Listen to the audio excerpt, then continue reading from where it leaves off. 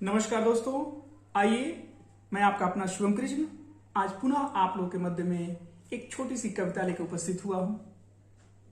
आज होली का पर्व चल रहा था। उन छोटे छोटे नन्हे मुन्ने बच्चों को होली का पर्व मनाते हुए देख के बड़ा ही मन प्रफुल्लित हुआ है। अंदर से मन एकदम गदगद हो गया है, आनंद आने लगा है। वो क्या बचपन के जमाने थे जिसमें ना कोई गम होता था, ना कोई जिम्मेदारियों का बोझ हुआ करता था। मस्ती मौज मस्ती में कैसे हम लोग दिन को गुजारा करते थे। आइए उस छोटी सी कविता उसी पे मैं पढ़ रहा हूं। खबर ना थी कुछ सुबह की, ना शाम का ठिकाना था। खबर ना थी कुछ सुबह की, ना शाम का ठिकाना था। चाहत चांद को पाने की थी, पर दिल तितली का दीवाना था।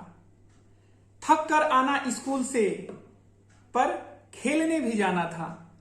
एक बचपन का जमाना था जिसमें खुशियों का खजाना था। मां की कहानी थी, परियों का फसाना था। बारिश में कागज की नाव थी, हर मौसम सुहाना था। रोने की वजह ना थी, हंसने का बहाना था। क्यों हो गए हम इतने बड़े, इससे अच्छा वो बचपन का जमाना था। इससे अच्छा वो बचपन का जमाना था। क्या जमाना था हमारे बचपन का। कागज की नाव, कश्तियों को बना के कैसे हम लोग खेला करते थे। खैर, ये प्रकृति का नियम है। सूर्योदय होता है तो अस्त होना ही रहता है, दिन होता है तो रात होनी ही रहती है। बचपन को हम लोग गुजारे तो जवानी में आना ही है, और जवानी गुजर रही है तो बुढ़ापा आना ही आना है। ये सत्य है, कटुता सत्य है। इसे हमें हंसते मुस्कुराते और सकारात्मकता में स्वीकार करना है। हम उस बीज की तरह हैं, जब तक हम अपना एक स्वरूप छोड़ेंगे नहीं तब तक दूसरा हमें प्राप्त नहीं होगा। एक बीज जब तक अंकुरित नहीं होता है तब तक वो नन्हा सा पौधा नहीं बनता है, और जब वो नन्हा सा पौधा बनता है ना,